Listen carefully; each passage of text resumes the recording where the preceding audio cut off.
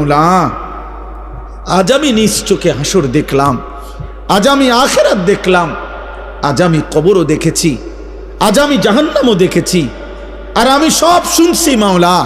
আপনার জবান শুনলাম, ফেরেশতার আওয়াজ শুনলাম, জাহান্নামের গর্জন শুনলাম, সব দেখছিও শুনছিও। কাজেই আজ আমি নিশ্চিত, ইন্না মুকিনুন, আজ আমি কবর, আখিরাত, হাসর, মিজান, ফুলসিরাত সব বিশ্বাস করছি। অতএব আজকে আপনি আমাকে এই আখিরাত থেকে, হাসরের মাঠ থেকে আপনি আমারে আরেকবার দুনিয়ায় পাঠান। আমি যদি এবার যেতে পারি, না আমাল সালিহান, নেকামল করব, আমি নেকামল করব। কারণ আমি তো নিজ চোখে জাহান্নাম দেখলাম, আমি হাসরের মাঠ দেখলাম, আমি ভাবছিলাম এগুলো হবে না, আজ তো চোখের সামনে দেখে বুঝলাম এগুলো হলো। অতএব আমি এখন দুনিয়ায় যেতে চাই, আমি আমল করতে চাই, আমি আপনার আনুগত্য করতে চাই। দোস্ত, আল্লাহর কসম, বেনামাজি ছেলেরা, এই আব্বা, তোদের প্রত্যেককে বলি বাপ, আল্লাহর কসম তোদের নামাজ পড়তে মন চাইবে রে বাপ, সেজদা দিতে মন চাইবে, সেজদা দিতে মন চাইবে আব্বা। হাসরের ময়দানে হলেও সেদিন মন চাইবে খুব, যে আল্লাহ আপনি একটু সুযোগ দেন না রে মাওলা, একটা সেজদা দেই আপনারে, একটা রুকু করি মাওলা, আমার সিরিয়াল আইতে তো হয়তো দেরি আছে মাওলা, আমারে তো বিচারের জন্য হয়তো সিরিয়ালে আরো পরে ডাকবে, এই ফাঁকে আমি আপনারে একটা সেজদা দেই। আল্লাহ বলেন, ওয়ালাউ শি'না লাআতাইনা কুল্লা নাফসিন হুদাহা। এই নাফরমান, আমি চাইলে তো দুনিয়াতেই প্রত্যেককে সেজদা দিতে পারতাম, দেওয়াইতে পারতাম, আমার আনুগত্য করাইতে পারতাম। আমার জমিন, আমার আসমান, আমার সূর্য, আমার চাঁদ, আমার রাত, আমার দিন, আমার নিঃশ্বাস, আমার অক্সিজেন, আমার হার্টবিট, সবই তো আমার। আমি চাইলে পারতাম বান্দা, আমি তো বাধ্য করে আনুগত্য নিতে পারতাম। কিন্তু যদি বাধ্য করেই নিতাম তো পুরস্কার দেব কেন? তাইলে আর পুরস্কার দেব কেন? তাইলে আর জান্নাত জাহান্নামের কি দরকার? বিচার আচারের কি দরকার? আখিরাতের কি দরকার? হাসরের মাঠের কি দরকার? কারণ আমি যাকে বাধ্য করাইয়া সেজদা করাইছি, তো সেখানে তোমার কৃতিত্ব কি?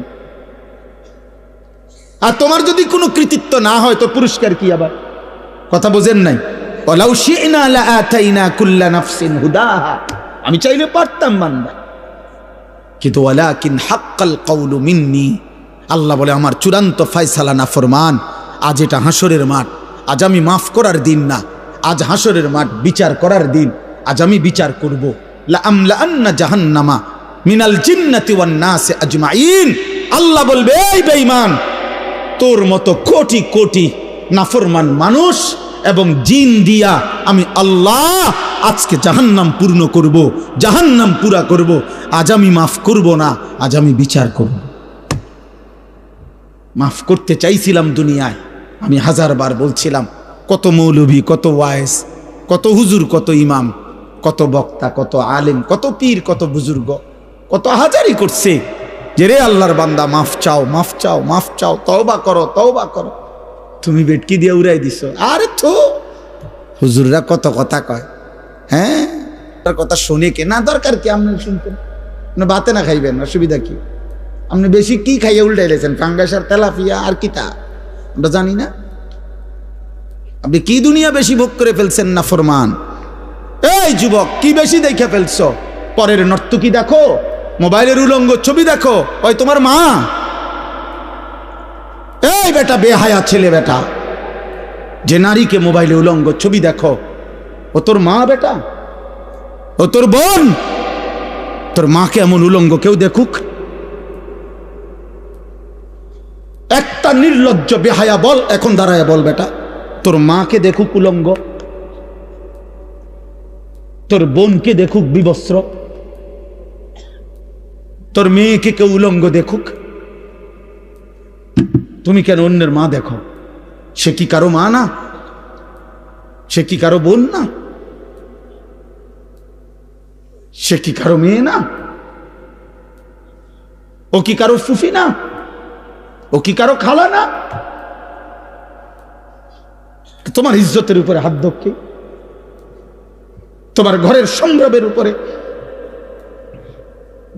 অনেক নাফরমান আছে এমন, যে মূলত এমন নিকৃষ্ট, যে যার ভিতরে এমন মানসিকতা যে আমার বোনের সাথেও যদি কেউ হারাম সম্পর্ক করে আমার আপত্তি নাই, কারণ তুই তো মানুষ না, তুই তো জানোয়ার। তুই তো মূলত জানোয়ার। যদি ইনসানের শেষ রক্ত থাকতো, মানুষের রক্ত যদি এক ফোঁটা শেষ থাকতো, তো নিজের বিবেকে বাঁচত। এটুকু বিবেকও যদি কারো না বাজে, তো তোর শরীরে মানুষের শেষ রক্ত নাই, তোর গায়রত নাই বেটা। তো আল্লাহ বলেন, বান্দা আজ আমি ছাড়ব না। আমি তওবা করতে, মাফ করতে চাইছিলাম বান্দা। আমি দুনিয়া লক্ষবার বলছি যে বান্দা 90 বছরের গুনাহ হায়াত থাকতে যদি মাফ চাও, আমি আল্লাহ 90 বছরের গুনাহ একসাথে মাফ করে দেব। আল্লাহ বলছে হায়াত থাকতে যদি তওবা করতা, আমি আসমান সমান গুনাহ মাফ করে দিতে রাজি। আমি সাগরের ঢেউ পরিমাণ গুনাহ মাফ করে দিতে রাজি। আমি আল্লাহ হিমালয় পর্বতের সমান গুনাহ মাফ করে দিতে রাজি। তো বান্দা, বান্দা তুমি চাইলে আমি মাফ করব, তো কিন্তু এটা দুনিয়ার হায়াতে মাফ করব। ইন আতাইতানি লাইলান আতাইতুকা লাইলান। আল্লাহ বলে, বান্দা গুনাহ নিয়ে যদি তুমি রাত গভীরে আমার কাছে আসো, আমি মাগফিরাত নিয়ে রাত গভীরেই তোমার কাছে আসব। ইন আতাইতানি নাহারান আতাইতুকা নাহারা।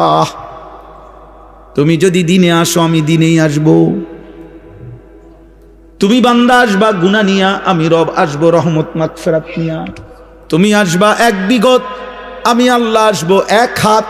তুমি আসবা এক হাত, আমি আসবো 2 হাত। তুমি আসবে হাঁটতে হাঁটতে, আমি রব মাগফিরাত নিয়ে আসবো দৌড়তে দৌড়তে। আজ দেব মাফ, ওয়ালাকিন হাক্কাল কওলু মিন্নি। কিন্তু বান্দা আজ আখিরাত হাসরের মাঠ।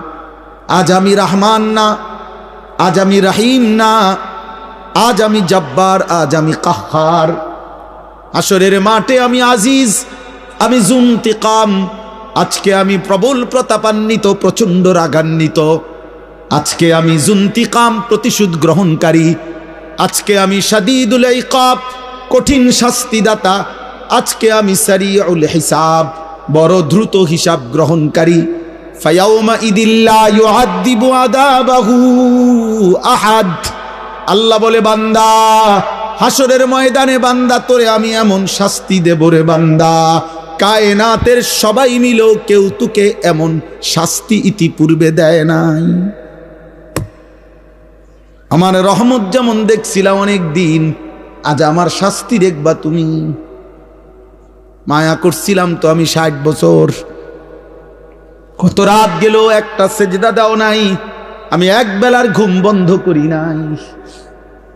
365 দিনে খোদার একটি বছরে কোনো দিন ফজরের নামাজ পড়ো নাই না ফরমান।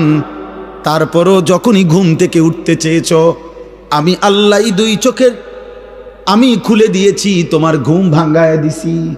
আমি তো নারাজ হই নাই, আমি তো নারাজ হই নাই। আল্লাহু ইয়াতাওয়াফাল আনফুসা হিনা মাউতিহা ওয়াল্লাতী লাম তামুত ফী মানামিহা। মৃত্যুর সময় আল্লাহ বলেন, যেভাবে রুহু শরীর থেকে আলাদা হয়, প্রত্যেকবারের ঘুমের সময়ও খোদার কসম আল্লাহ কোরআনে বলে, প্রতিবার ঘুমে মানুষের রুহু আমি আল্লাহ দেহ থেকে আলাদা করে ফেলি। মৃত্যুর দিন যেমনে আর রুহু ফেরত দেই না, ঘুমের রুহুটাও আমি চাইলে ইচ্ছা করলে আর ফেরত না দিয়ে রাখতে পারি, আমি প্রতিবার ফিরায় দেই। ওয়ায়ুরসিলুল উখরা ইলা আজালিন মুসাম্মা। এভাবে একটা নির্দিষ্ট সময় পর্যন্ত আমি প্রত্যেকবারের রুহুটা ফেরত দেই। কিন্তু একদিন এমন নেওয়া নেব রে বান্দা, আর কোনো দিন আমি ফেরত দেব না। আর না চলো ভাই। আসলে নিয়ম মাফিক বক্তা ওয়াইজ যেমনি সুন্দর করে গুছায় গেছে, আমি পারি না, আমি এই ডকের বক্তা নাইবে, এই জন্য আউলা জাউলা বললাম আর কি। বাকি আমি আমার আবেগ যে কথাটা বুঝাইতে চাইলাম, আলহামদুলিল্লাহ কি পরিমাণ নওজোয়ান মুসলমানের সন্তান, প্রিয় ভাই বাবা দৌড়ায় আসছেন, মাশাআল্লাহ। এটা যেন শুধুমাত্র এটুকুর বিশ্লেষণ না হয় যে কোনো বক্তার জনপ্রিয়তা, খোদার কসম এর দ্বারা কোনো লাভ হবে না, না আমার না আপনাদের, না আমার না আপনাদের। যুবক ভাই, আমি হাত জোর করে বলি, দোস্ত আমার, আমি এটুকু অনুরোধ করলাম, আব্বা তুমি কিংবা আমি সবাই ভাবলাম যে বক্তার এখন অনেক জনপ্রিয়তা, অনেক মানুষ হয়, অনেক মানুষ ওয়াজ হনে ইতান দিয়ে কিছু হইতো না, না আমার না আপনার। বরং আমরা প্রত্যেকেই আমাদের জীবনের মধ্যে যেন ভারসাম্যতা আনি। আমাদের জীবনের একটা ভারসাম্য দরকার, ব্যালেন্স দরকার। আমাদের জীবনের একটা ভারসাম্যতা আল্লাহ তাআলা বারবার বলছে, কোরআন বারবার বলছে, রাসূলুল্লাহ সাল্লাল্লাহু আলাইহি ওয়াসাল্লাম বারবার বলছে, বান্দা শোনো, আল্লাহ বলছে বান্দা দুনিয়া আমি দিছি, তো তুমি এমন করতেছো কেন? এই হাসি, এই কান্না, এই রোদ, এই বৃষ্টি, এই আলো, এই বাতাস, এই আকাশ, এই জমিন, এই রাত্র, এই দিন, এই উপার্জন, এই ক্ষেত, এই ফুল, এই ফল, এই ফসল, স্ত্রী নামের এই মহিলা, মা নামের ওই মহিলা, বাচ্চা নামের এই সন্তান, তোমার দেহ, তোমার শরীর, তোমার সব আয়োজন তো আমার দেওয়া, তো সব কার? এ তো আমার দেওয়া বান্দা, এ তো আমি দিছি তোমার জন্য, তোমার এই দেওয়ার জন্য, ভোগ করার জন্য দিছি তো আমি তো তোমার সব চাহিদা আমি দিছি। মাকে দেখলে তোমার কলিজায় একরকম মনে হয়, তোমার স্ত্রীকে দেখলে তোমার দিলে ভিন্ন রকম মনে হয়, এই ভিন্ন রকম অনুভূতি তা আমি দিছি। আমি যদি এক করে দিতাম, দোনোজনরে যদি মা মনে হইতো, কথা বলে না, মা আর বিবি যদি দোনোজন মা হয়ে মনে হইতো, অথবা মা আর বিবি দোনোজনকে যদি বিবি মনে হইতো, ও মিয়া কি হইতো তখন? এই সংসার চলতো, এই দুনিয়া চলতো, যে মাকে যা মনে হয় তা স্ত্রীকে তাই মনে হয়, অথবা স্ত্রীকে যা মনে হয় মাকেও তাই মনে হয়। নাউযুবিল্লাহ। তাহলে আল্লাহ তাআলা বলেন, বান্দা প্রতি মিনিট, প্রতি সেকেন্ড আমি তোমার জিন্দিগির প্রতি অবস্থার এই পরিবর্তন, এই কায়নাতের এই বর্ণাঢ্য আয়োজন, এ তো আমার দেওয়া। তা আমি তো বাদ দিতে বলি নাই, আমি তো বিয়ে করতে নিষেধ করি নাই, আমি আল্লাহ তো উপার্জন করতে নিষেধ করি নাই, আমি তো খাবার খাইতে নিষেধ করি নাই, আমি পেশাব করতে নিষেধ করি নাই, আমি পানি পান করতে নিষেধ করি নাই, আমি স্বামী স্ত্রী মিলিত হইতে নিষেধ করি নাই, কোলের বাচ্চা আদর করতে তো আমি নিষেধ করি নাই। এক বাচ্চা রাসূলুল্লাহ সাল্লাল্লাহু আলাইহি ওয়াসাল্লামের কাছে যখন দিছে, মদিনার আনসারীদের একজন বাচ্চাকে নবী তাকে কপালে গালে যখন চুমা দিছেন, তখন মদিনার একজন লোক নবীজিকে সামনে বলছে, মুহাম্মদ আপনি বাচ্চাদেরকে চুমু দিলেন? বলছে কেন, অসুবিধা কি? বাচ্চাদেরকে চুমু দিতে হয়, আদর করে এভাবে? আমি তো জীবনে আমাদের বংশে কোনোদিন এটা দেখি নাই আমরা। তখন আল্লাহর নবী বলছেন, আল্লাহ যদি কারো দিল থেকে মায়া ভালোবাসা ছিনায় নেয়, তা আমি কি করব? আমি কি করবো বেটা? আল্লাহ যদি তোর দিলে ভালোবাসা না দেয় সন্তানের প্রতি, তো এটা আমার কি করার আছে? তার মানে এই ভালোবাসা, এই আদর, এই আপ্যায়ন, এই আয়োজন সবই তো আল্লাহর দেওয়া। তা আল্লাহ তো আমাদেরকে এগুলো ভোগ করতেই দিয়েছেন, আমাদেরকে ব্যবহার করতেই দিয়েছেন। নারীর চাহিদা যুবক তো আল্লাহর দেওয়া, পানির চাহিদা তো আল্লাহর দেওয়া, ক্ষুধার চাহিদা তো আল্লাহর দেওয়া, উপার্জনের চাহিদা তো আল্লাহর দেওয়া। এই বাজারে রাত 2টা বাজে, 2:30 বাজে, আমি তো সব আরো বহু বলছি, নিমসার বাজারের কথা আমি আরো অনেক মাহফিলে বলছি। এই বাজারে তো আমি প্রায় অহরহ এদিক দিয়ে আমি রাত্রে 3টা বাজে, 2:30 বাজে আমি এদিক দিয়ে যাই। কি পরিমাণ হুলস্থুল ব্যস্ততা, কি পরিমাণ পণ্যের দৌড়াদৌড়ি, কি মনে হয় রাত্রটা তখন মনে হয় যেন দিনের আলোর মতো। তাইলে এই যে প্রেরণা, একটা মানুষ ঘুম নিশিতে না গিয়ে উপার্জনের মানসিকতা, এত কষ্ট করার ঘাম ঝরতেছে, আল্লাহ বলেন এ তো আমি দিছি। তার কলিজায় উপার্জন করো, সংসার করো, বিবি বাচ্চার জন্য কিছু করো, ঘর করো, জমি ব্যবস্থা করো, ফসল করো, ক্ষেত করো, রোজগার করো। তা আল্লাহ বলেন এগুলো তো সব আমি দিছি। বান্দা এই সব আয়োজন আমার, তা আমি সেজদা পাবো না কেন? তোমরা একটা ছেলে বলো, বাবা আমি তোমার লগে বোঝাপড়া করতে চাই,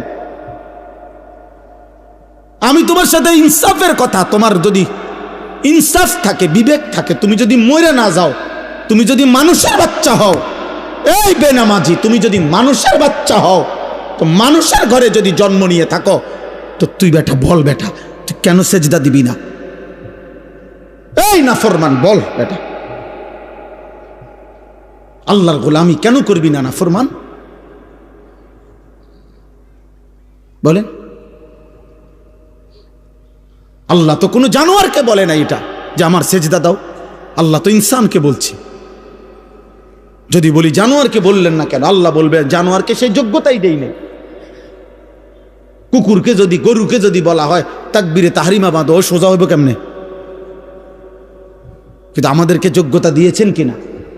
আমাদের শরীরের মধ্যে আল্লাহকে সেজদা দেওয়ার যোগ্যতা আছে, রুকু করার যোগ্যতা আছে, আমাদের নিয়ত বাঁধার যোগ্যতা আছে, আমাদের আল্লাহর সামনে দাঁড়াইবার যোগ্যতা আমাদের দেহে আছে। তো আমরা দেব না কেন?